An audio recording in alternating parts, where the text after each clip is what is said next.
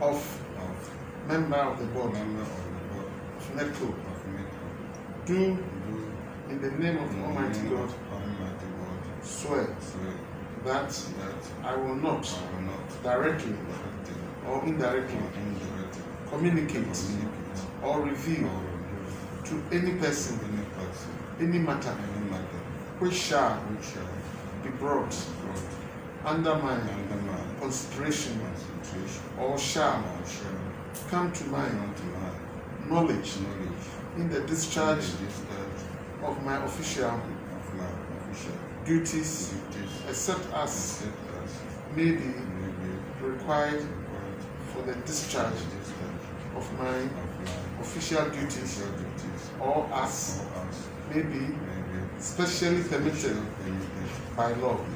So help me God. Thank you very much.